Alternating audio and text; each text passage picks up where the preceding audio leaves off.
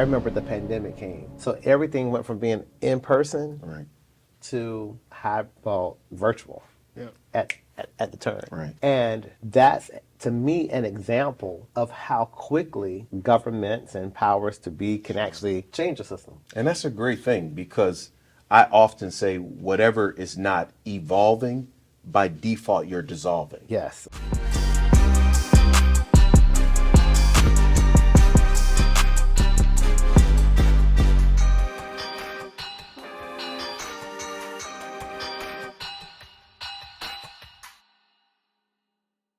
Welcome to another episode of The Mission and Mandate. This is Cedric Thompson, the Workforce Evangelist, your host. I'm joined here today with two of my colleagues and brothers in this community organizing work. Why don't you introduce yourself? Absolutely. Oh, it's great to be here with you. Cale May here, founder and president of Soaring to Your Destiny. Our career and company organization is focused on career development and diversity training. It's great to be here with the Workforce Evangelists once again. Thanks for coming through. Absolutely. And we have on my right. Thanks for the invitation. I'm Courtney Grant, president and founder of Carolina Canyon Corporation. We're a financial readiness organization here in D.C. and a private equity fund. Private equity. Absolutely. All right. Today we're going to be talking about systems. All of us on this panel are involved in social impact work. We are working in communities. We're on the ground with the people. And we want to talk a little bit about the systems that we believe will help our work grow and become more impactful. And so I just wanted to talk a little bit first about the power that we can get in systems and the need for those systems to really start at the ground level. Because I've known this guy for a very long time. And as I've led some work around youth development, and one time we wanted to have a financial literacy component. And it was really at that time that I was like, who would I call? Well, it was someone that I know who could do that work and who had been doing it. So I called Courtney, and he came in and he assisted me. And it's the same thing with Cale. We needed someone who could help build capacity of community-based organizations doing this work. So I called Cale, and he's been doing it. Both of these guys have been doing it for years. So I wanted to hear a little bit about your work and what you do and like what impact you're driving in the spaces where you work. All right. So at Carolina Canyon, we believe that systems create consistency. And the only way that you can be consistent in the market is if you understand how markets work. Markets work by volatility. And if you are able to identify entry and exit points at the top of volatility and at the peak and the valley of volatility, you're able to be successful. And we take these same systems and these programs and give them as financial literacy training to DC residents. As a part of those trainings, we allow them to explore the free markets, teach them how to enter the wealth circle, and then not just enter, but keep their wealth. Volatility. Let's break this definition down, because I was a teacher, but I wasn't that kind of teacher. So is volatility like risk? Yes. Okay. Volatility can be a number of things. Geopolitical risk could increase volatility. When the government is on strike, it increases volatility. When the job unemployment rates are high, volatility is increased because it drives what the market sentiment is. But at some points, volatility does decrease. So volatility isn't just a bad thing. It could be a good thing. You want volatility to make the markets move. But it's situational. It's situational. You have to know when to enter, when to exit. Gotcha. I know you're giving that financial example, but when you think about the work we do in communities, workforce development, I mean, there is volatility there as well. Absolutely. And you wanted to, clarify, is it based upon like conditions? And so, we think about systems giving consistency, right? But it sounds like the system has to be able to assess the risk in a changing condition and then adjust to it. Absolutely. Is that a good synopsis? Yes. Okay. Systems must change. Systems cannot Yeah. remain the same. Otherwise, they become Yeah. obsolete. So one of the statistics that I share often in the workforce development space is that the Bureau of Labor Statistics has been collecting data on the unemployment rates of blacks and non-blacks, right, whites. And for the 50 years, for every year that they have collected this statistic, it has not moved. Blacks have been unemployed 2.5 times more than whites, right? And I would imagine this system must not be able to account for that gap or make changes. And those kinds of long-standing issues have impact much greater than surface level. It also allows the wealth gap to continue to increase. So those are systems that, if they're outdated, we need to figure out a way to do something about it by pulling ourselves together. With those alarming numbers, though, when you look at what we've created with the community of practice and bringing in coalitions, those are things that organizations have to come together and try to address. Because when you think about systems and you talk about the need for it, systems bring strength, they bring order. I always say without systems, there's chaos. Yeah. And whenever you want to address an issue like that, Yep. you need to have other organizations with you, Yes. but it has to operate within a operating structure. And so, because as systems evolve, people evolve, right? And the communities that we are looking to service, they have various needs, and there's not an organization that can meet every need, right? And so the importance of having a coalition of what we have, our community of practice, is if I'm not a financial expert, right, but I do have someone that is a financial expert that keeps us stronger. So therefore, when we go to address the powers that be, it's better when we say we coming together in everything we can address. It may not be Soaring to Your Destiny. Yeah. It may be Soaring to Your Destiny and Carolina Canyon, Yes. and other organizations, which makes us stronger. And that is, the importance of systems. And then, like you said, without systems, how can we gauge the things that we're doing right as well as the things that we're doing wrong? Systems is something that also holds us accountable. Yeah. Well, they're going to argue that we have systems. Antiquated ones? Does any system count? Yeah, but there's evolutions of system, and then you have to Bingo. identify, does that work for us? Yeah, Right. that's good. Right? That's good because I tell you, like it's what we did 5 years ago was very different. I remember the pandemic came, so everything went from being in person Right. to virtual Yeah. at the turn. Right. And that's, to me, an example of how quickly governments and powers to be can actually change a system. Because we shifted schools for children, we shifted college for young adults, we shifted work, all within like a 10-day window. Right. We distributed materials, we did everything that we thought before the pandemic could not be done. And that's a great thing, because I often say whatever is not evolving, by default, you're dissolving. Yes. Oh, Right. that's good. And so a good, strong system in place will allow you to do that whenever you need to make a shift in life. You have to be prepared, to evolve, with the ever changing times. Like you said, what worked even right now, what worked in the pandemic to a certain extent may not be working That's right. now. But I like the fact that we need the flexibility to check the efficiency of the systems, because the people also change. And working in community impact, like, it's one system could work for one group.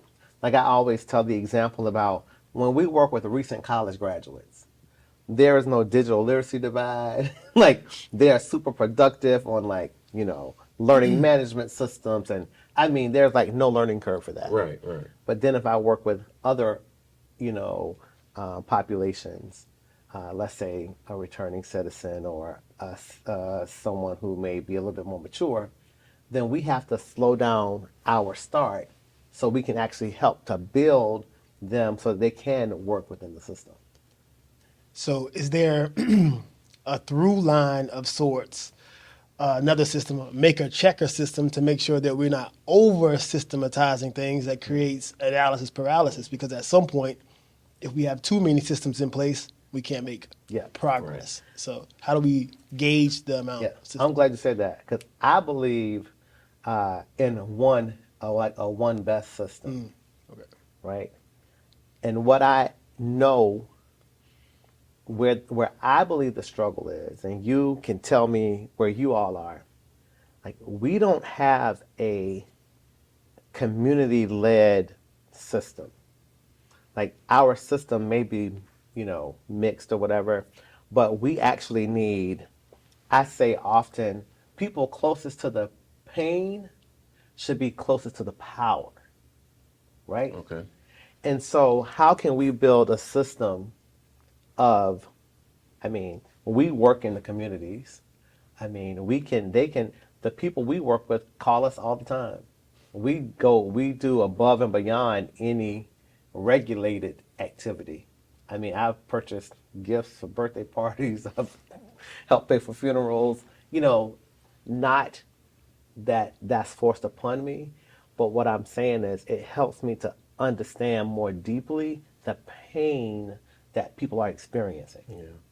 And so, how do we then build a system where the people closest to the pain that like they can become close to the power in the design and in the infrastructure of what will work? I think it goes back to some of the stuff you said earlier with the community of practice and us Yeah. actually working in that space and us having the connection to these participants and these people and these residents going out and doing some of that groundwork. Yeah, you have to have, I think within that, what we talked about, I know the key word we're talking about is systems. And whenever systems are created, they should always have an open door to evolve. And when we're talking about being able to meet people where they are, that's, you have to be relational. And then I always believe to whom much is given, much is required. And so if you have been able to be one that has been able to be close to those that are in power, it is our responsibility to stay relational, to be able to, that door that's open, allow them to be able to walk through it. Yes. And it has to, I think we have to remain in a place of, it's about capacity building, right? If I stay in a place of, I don't think you ever reach your capacity.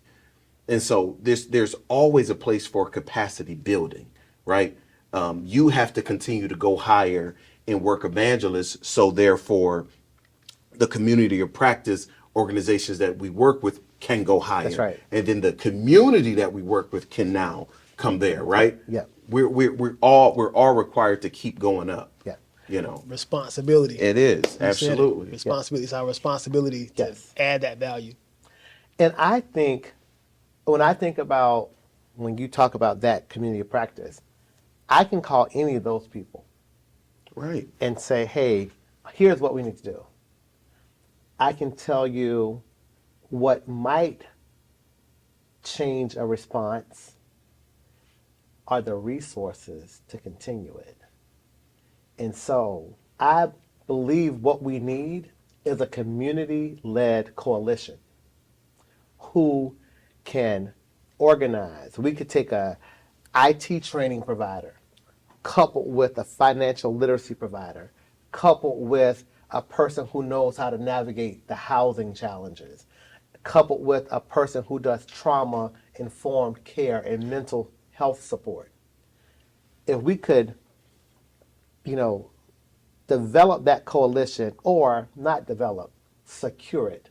Yes. If we can get the resources to secure that coalition, I believe we can see less interruptions, or we could eliminate the interruption to services that we notice when we are working with various populations. Can you kind of speak to that just a little bit further? Because, you know, you've already started that community of practice and starting to grow it, but can we dig a little bit deeper with securing it? Yeah. And what is that? I mean, I think Courtney would support me on this one, but we all strive to do good. Like we want to help and we bend over backwards. And I've given some examples of things that we've done to do that.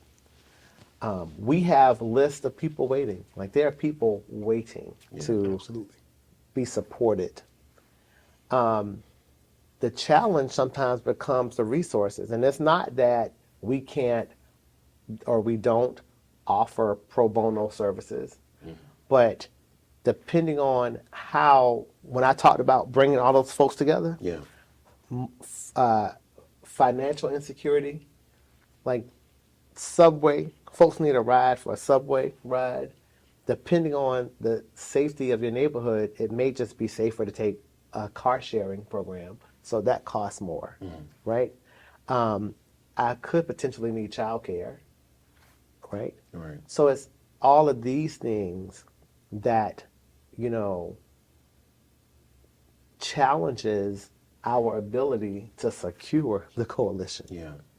And another thing too, in my opinion, sometimes this current system that we have, it'll make 2 or 3 referrals for one person to different places. And you can't get multiple things at the same time. Okay. Has that been your experience? Like you can only enroll in one thing at a time. Okay. Yep. Okay. So I may have to get job training from here. Then I need to go over there in the next 3 months to get financial literacy support.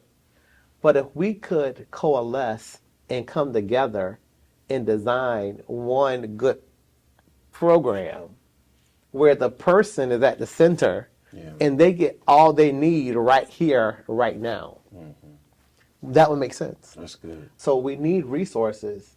I mean, of course, funding, but we also perhaps may need some legislation to help us, you know, be able to have people co-enrolled in services. Yeah.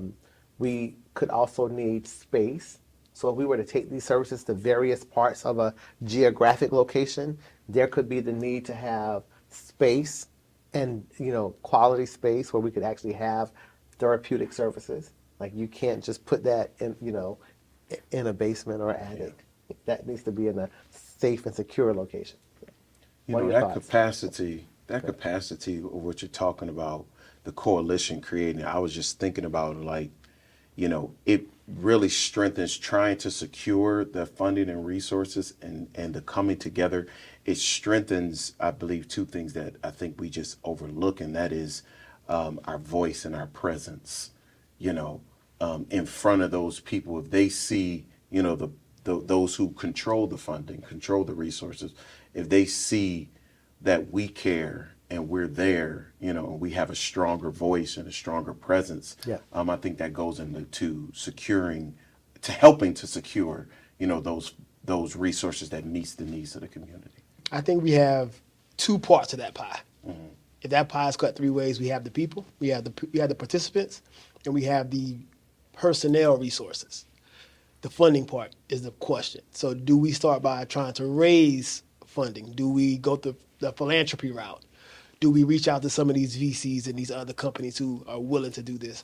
Or do we start from the government side and talk about legislation or how we could potentially have some individual sourcing for a coalesced program?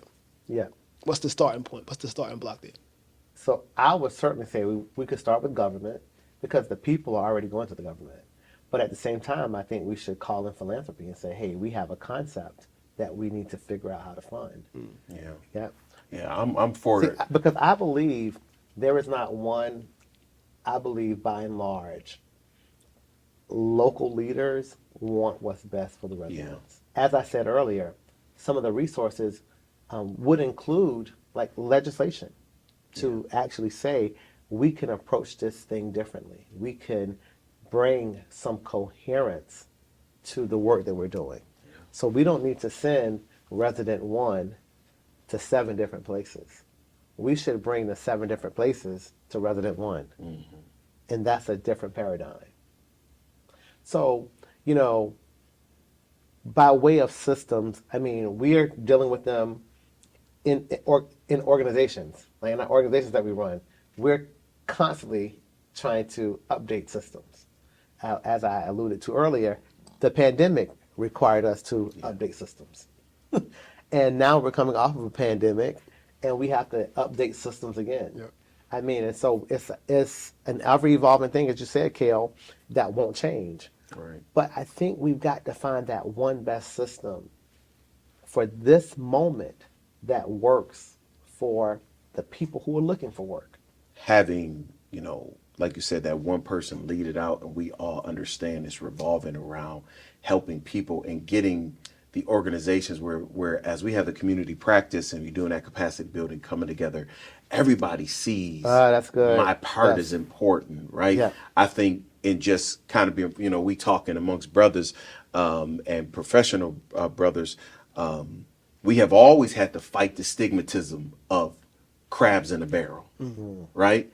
And then that hurts the system because everybody can't do the same thing. That's right. Right. But when you have one strong system that is meeting the need, everybody can find this is where I plug in, to be able to meet the need. And then when you talk to legislation and all of those things, they need to see us unify Yes, under one absolutely. structure and not just everybody Yep. doing separate things. Yes. I want to go back to this point because you all were involved in the community of practice, right? But for a year, we unpacked human-centered design, right? It put the people in the middle. So that was probably a pain to power type of learning. But to your point, when we are coalesced, like we can actually learn the same thing. Yeah. So I could be a jobs training program, you could be a financial literacy program, and we could all understand how to make it human-centered. And then it puts us all in the same playing field, but we keep our expertise. And that, too, is a system that has to be built. So that as we are working together, we're all aligned on what we know works and what we believe works. Yeah, it was amazing to see, when we started talking about that human-centered design and the coaching practices that every organization, every provider found their niche and how it impacted their organization for that would you say that greater good. Yeah. It removes the big I's and the little U's, and it puts it on the people, right? Like you said, turning those who are closest, to the pain, putting them to power, and that human-centered design it really moved us out of first place. Sometimes when we start our organization, we do think it's about us a little bit, and not the people that we service. Yeah. That human-centered approach, really forced us to go and to sit in the other seat. Yeah, and go back to our original commitment. Go back to our right of empowering the person Yeah. across from us, So, brothers, last takeaway here. So for workforce development, Yeah. we need some systems. And let me see if I can recap it. You want to make sure that those systems are ever evolving. Correct. What else? Ever evolving. That they're ever evolving, that they are clearly identified where everybody feels like they have room inside of it. Yeah. And it is something that is strengthening one collective sound and presence to those that can help us achieve our goals. Okay, so we got ever evolving systems Yeah. over here, and over here we have systems that are built around consistency. Yes, consistency and user focus, consumer focus, Yeah. allowing them to actually be able to utilize user-friendly systems like you said earlier, you came to financial literacy, but you also left with 5 other things, Yeah. not being stifled from getting 5 other things at once. Yeah. So yes, user friendly, consumer friendly, and consistent.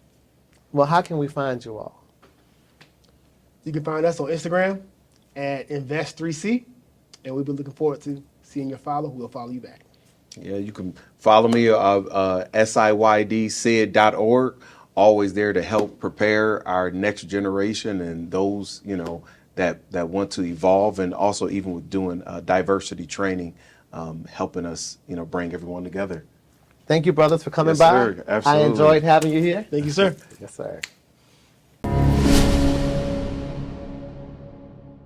Thank you for watching the Mission and Mandate. And now for the mandate. We're talking about building workforce systems that work for people. We heard here today that there's a mandate that whatever the system is, we have to remain committed to that system. We must implement that system with consistency, but ensuring that the system is user focused. Then we heard today also that workforce systems must be ever evolving. And where we are today, we must have a system that is built with community-based organizations, job seekers, folks from the community who say, hey, I'm the one who's closest to the pain. Please let me be closest to the power so that I can be a part of the design of a coherent system that will work for me and put my career on a trajectory toward success. Thank you for joining today for The Mandate. I'm Cedric Thompson, the Workforce Evangelist. Please like, share, and subscribe. See you on the next one.